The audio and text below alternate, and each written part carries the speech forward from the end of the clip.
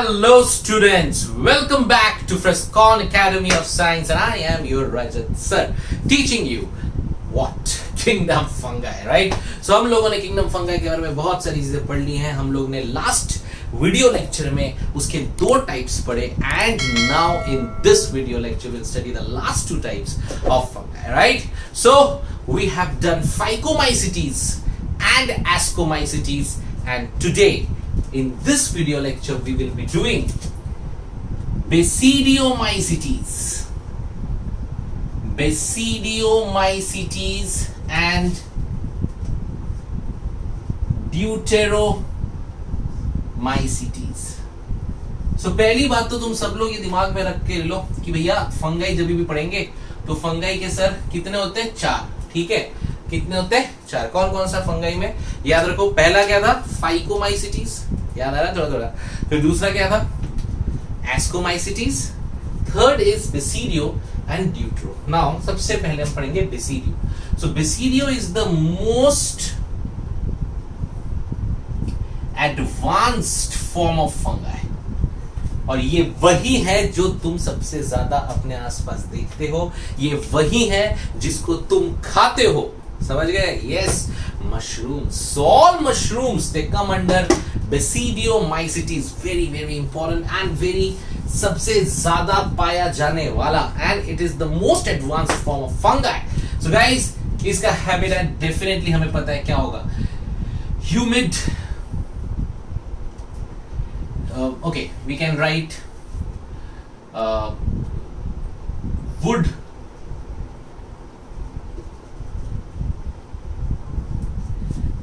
जो डैम्प वुड होते हैं, है ना, जो डैम्प वुड होते हैं, तो मॉइस्ट की वजह से देखा थोड़ा सा डैम्प वुड जो होता है उसमें आएगा. We can write in damp wood and mushrooms. और कहाँ देखा है तुम लोगों ने? Yes, definitely in soil, in trees and as parasites in living plants and animals. Okay, that's not very important. हमने कहाँ मशरूम देखा है, बस वही है. डेफिनेटली हम लोग ने सॉइल में देखा है वुड या फिर हम लॉग्स बोल सकते हैं. ठीक है, damp logs, woods, trees and parasites and living plants and animals. Okay, the second point, इसका माइसीलियम कैसा है? The hyphae, remember. So it is septate and branched. So now I guess everybody knows what is septate. तो septate का मतलब याद है ना कि ऐसा ऐसा एक एक वॉल होगा. That's called septate. So septate and branched. तो मतलब ऐसा ये इस तरह से इसके ब्रांच निकले हैं और ये septate मतलब इस तरह से यहाँ पे सेप्टा बने हुए, हमने पढ़ा हुआ था, right? That's called septate and branched. Now coming to the most important part of Basidiomycetes. Okay, let's see. So इसमें एसेक्सुअल यानी कि स्पोर्स होता ही नहीं है. समझ गए? So asexual reproduction, asexual spores यानी कि माइटोस्पोर्स नहीं होते हैं. किसमें? In basidiomycetes there is no asexual spores. Okay, and vegetative जो रिप्रोडक्शन है, vegetative can be seen by fragmentation. Okay, so vegetative can be seen by fragmentation and there are no asexual spores. Very important point, याद रखो, बहुत बार NEET में आया है. The only group which does not have any mytospore is which one? Is Basidiomycetes, right? Basidiomycetes में बिल्कुल भी asexual spores नहीं होते. Vegetative by fragmentation. Now coming to the next one, which is sexual. So they do not have any sex organs. Archegonium या archidium, ugonium. Okay, so they do not have any specialized sex organs. Organism नहीं यार, sorry. Organs. So they do not have any specialized sex organs. So how they do it? How they do sexual reproduction? So how they do sexual reproduction ये हम पहले पढ़ चुके हैं. So what they do? मैं ये मिटा के बाद में आपको ये करा दूंगा Deuteromycetes. ठीक है, पहले हम ये पढ़ लेते हैं. So how they do? Number 1 is plasmogamy. You remember this? हमने पढ़ा हुआ है. ठीक है, what is plasmogamy? जहां पे yes, दो अलग अलग hyphae, yeah, you can say strains, right? And they are genetically different. So remember, it's called heterothalic. पढ़ाया था, याद आ रहा है? ठीक है. And then ये क्या करता है? ये यहां पे बना देता है एक डाइकैरियन स्टेज. याद आ गया? Very good. सेम चीज हमने पढ़ा था. पहले प्लाज्मोगैमी हुआ, यानी कि दोनों के प्रोटोप्लाज्म फ्यूज हुए, the fusion of two genetically different या two different strains, ठीक है, and that's called plasmogamy. And then formation of dikaryon in which in a cell one protoplasm with two nucleus, and then we have karyogamy. What was karyogamy? याद है? ये यहाँ पे मिलके 2n बन गया, it's diploid. और ये जो karyogamy हुआ यहाँ से बनेंगे इसके meiosis की वजह से, they will undergo meiosis on 4 spores which are haploid. Okay, got it? So this is plasmogamy. So this is how they do it. Remember, पहला plasmogamy, प्रोटोप्लाज्म फ्यूज हुआ, डाइकैरियन बना, एक ऐसा इंटरमीडिएट का स्टेज, याद आया, जहां पे दोनों न्यूक्लियस एक साथ होते थे, and then they got fuse called karyogamy. When उसका मियोसिस हुआ तो उसको हम लोग बोलते हैं spores. Okay, so now let's see कि ये मेन बॉडी में कैसा दिखता है. ठीक है, so let's see this. Fine. Now ये अगर हमारा सॉइल है, ठीक है, this is the soil. Just remember, हम जस्ट ऐसे ही बना रहे हैं, and this is the fungi. Okay, ये मान लो तुम्हारा फंगाई, एंड वी नो कि इसके नीचे यहाँ पे दीज आर द हाइफे. ये आपका हाइफे, यहाँ पे माइसीलियम, ये हाइफे जाके इस तरह से दे गो लाइक दिस. ठीक है, ये हम पहले बनाए थे. Now here comes the most important part. This thing is called basidiocarp. It is the fruiting body जो प्रोटेक्ट कर रहा है किसको? ये हेट्रोथैलिक प्लाज्मोगैमी, जिसको हम लोग बोलते हैं basidium. Okay, so we have यहां पे you will get some structures like this, okay, at the end. Now these are called basidium. Got it? So इनको हम बोलते हैं बेसिडियम. रिमेंबर, और ये बेसिडियम से एंडोजीनसली, मतलब बाहर, सॉरी एक्सोजीनसली, मतलब बाहर की तरफ ऐसे 4 स्पोर निकले. 1 2 3 4, 1 2 3 4, 1 2 3 4. Correct? Okay, so these spores are called basidio spores. ठीक है, और जब ये स्पोर सॉइल पे गिरता है तो यहां से फिर एक नया हाइफे स्ट्रक्चर बनके फिर एक नया माइसीलियम और एक नया मशरूम बनना शुरू होता है. समझ में आया? Got it? So this is the sexual reproduction of your favorite mushrooms. Okay, that is basidiomycetes, guys. तो समझ लो पहले क्या होता है, प्लाज्मोगैमी. प्लाज्मोगैमी बनने के बाद वो क्या बनाता है, डाइकैरियन. This stage, ये डाइकैरियन के बाद ये बनेगा 2n, which is karyogamy, and that time they are called basidium. Okay, they are 2n, so basidium.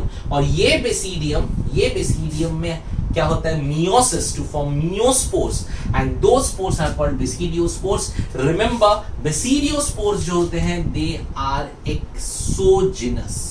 आपको दिख रहा होगा ये बाहर की तरफ निकले हुए हैं इस तरह से, and they are called exogenous, and इस पूरे चीज को प्रोटेक्ट करने वाला the fruiting body is called as what? Basidiocarp. Got it? So I hope ये तुमको अच्छे से समझ में आया होगा. This is very very important, guys. And इसको अच्छे से, ये हमने पहले ही पढ़ा था, अब इसके बस नामकरण किए थोड़े से. ठीक है, this karyogamy stage called basidium. Okay, will undergo meiosis to form basidiospores, and the spores are exogenous because ये बाहर की तरफ निकले होते हैं, right? So this is your sexual reproduction of basidiomycetes. Please draw this, pause the video, draw this, write it down. This is very very important, guys. Okay, Now let's come to some examples. So अब सब लोगों ने mushroom खाया है, तो इस वाले group का सबसे अच्छा एग्जाम्पल कौन सा है?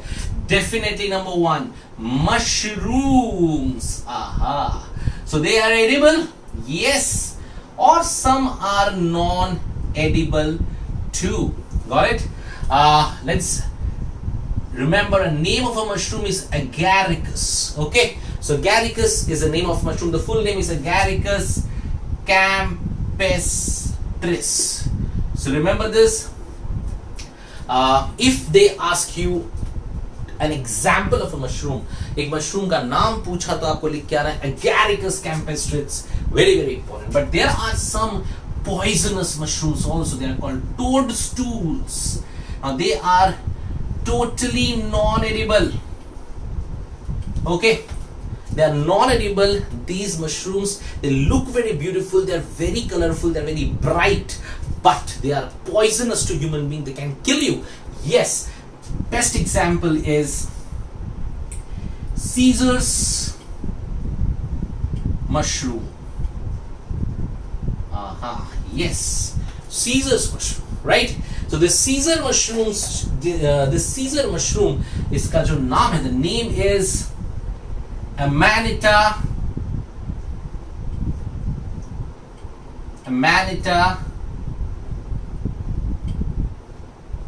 caesarea. Okay, so they produce white poisonous spores. Okay, Amanita caesarea, also known as Caesar's mushroom. It's a toadstool, beautiful looking mushroom, and it produces white poisonous spores. Okay, why the name caesarea? Why it's called Caesar's mushroom? Because this is used, okay, to poison Julius Caesar. You remember his name, right? Julius Caesar को poison Roman emperor का बहुत favorite mushroom है. Okay, yes, it's true. Okay, मैं fake नहीं रहा हूँ. It's a real thing, right? Go on Google, check it. Why it's called Caesar's mushroom? Because ये Roman emperor का बहुत favorite mushroom है. कहा जाता है Julius Caesar को इसी मशरूम के जो व्हाइट स्पोर्स है उसको पॉइजन किया गया था. Therefore it is called Caesar's mushroom better. It's called Caesar's mushroom, white poisonous spores, and Amanita caesarea. Then you have some smut. Smut are black spores. Okay, remember, smut are black spores. So smut are black spores. An example is Ustilagotriticum. That is smut of wheat. तो wheat के ऊपर अगर ऐसा dot black spots दिखता है, okay, so that's called smut. That is Ustilagotriticum. Remember, Ustilagotriticum. It's a fungi. It's a basidiomycetes जो कि आपको किसके ऊपर, wheat के ऊपर black powdery spores जैसे दिखते हैं. That's called smut of wheat, black spore, Ustilagotriticum. And the last is called the rust. We all know what is rusts. They are some kind of छोटे-छोटे particles, pustules के form में होते हैं. And इसका example हमें याद रखना है Puccinia graminis. Okay, so Puccinia graminis, याद रखो. It's also called Puccinia graminis triticum. That is black rust of wheat. So you need to remember these names. ये कुछ जो मैंने लिखवाए हैं ये आपको याद रखने हैं. That's it. Okay guys. So examples of basidiomycetes में पहला याद रखो मशरूम जो हम सब खाते हैं. तो जब मशरूम खाओगे तो बोलो मम्मी आज agaricus बनाओ. डर जाएगी पर बोलना मैं पढ़ाई कर रहा हूँ, समझे? ठीक है. So Agaricus campestris is an edible mushroom. Edible, non-edible. It's an edible mushroom definitely. Agaricus. Toadstools are the mushrooms which are non-edible. वो खा नहीं सकते, are very poisonous. Example is Caesar's mushroom, Amanita caesarea, and definitely we have smut which are black spores. ये आपको काफी सारे vegetable पे दिखता है. So वीट के ऊपर जो आपको दिखेगा black spores, they are called as what, Ustilago triticum. क्या बोलते हैं? Ustilago triticum. Triticum is used for wheat, so Ustilago triticum, the smut of wheat. Remember this, आया हुआ है नीट में, smut of wheat is Ustilago triticum and the rust which is Puccinia graminis। बोलने में मजा आता है, Puccinia graminis, ठीक है। Again, the Puccinia graminis triticum, मतलब black rust of wheat. So Puccinia graminis triticum. Remember this. Rust का example होता है Puccinia graminis triticum. That's called black rust of wheat. Okay. Some of the examples of basidiomycetes you need to remember. Very, very, very, very important. Okay. So that's basidiomycetes for you, all of you. I hope इतना आपने याद कर लिया होगा. So basidiomycetes is very, very, very, very, very, very important. The most advanced form, the सबसे ज़्यादा visible दिखने वाला form है basidiomycetes, and it's definitely septate and branched. Asexual नहीं है, vegetative by fragmentation and sexual by plasmogamy, karyogamy, and then the spore. Remember, basidiocarp, basidia, and then basidiospores. It's great. And the last one, the most easy one, is deuteromycetes. Now it's called imperfect fungi. Now why it's called imperfect fungi? Because it does not have sexual reproduction or sexual spores. That's it. Sexual spores ही नहीं है तो कोई variety नहीं, mutation नहीं, कुछ नहीं है. That's why it's called imperfect fungi. तो imperfect fungi एग्जाम में पूछते हैं. Most advanced बोलेगा तो basidiomycetes, but imperfect fungi कौन सा है? Deuteromycetes. They do not have any sexual production. Yes, they do have asexual spores, which are conidia. So remember, they have asexual spores called conidia. Deuteromycetes हमको याद रखना है. Deuteromycetes जो होते हैं, they reproduce by asexual spores, mitospores, called as what? Conidia. And the mycelium, which is group of hyphae, mycelium is septate and branched. Okay, so they do not have any sexual production. That's the main reason. Remember, that they are called imperfect fungi, and they reproduce by asexual spores called conidia. It's septate and branched. Now, what are the examples? Number one, all of you, Alternaria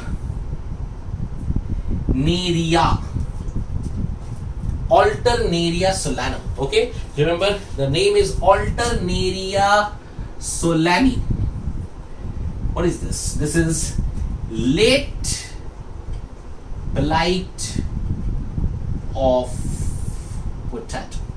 potato का नाम solanum tuberosum होता है, इसीलिए potato के ऊपर जो fungi grow करता है उसको लेट ब्लाइट ऑफ पोटैटो भी कहते हैं. That's called Alternaria solani. क्या कहते हैं? Alternaria solani. The next one, Colletotrichum. That's red rot of sugarcane. तो शुगर केन, गन्ना सबने देखा है, उसका जूस, उसके ऊपर एक रेड कलर के ऐसे लाइंस आ जाते हैं. Okay, that's because of fungi which is called कोलेटोट्रिकम.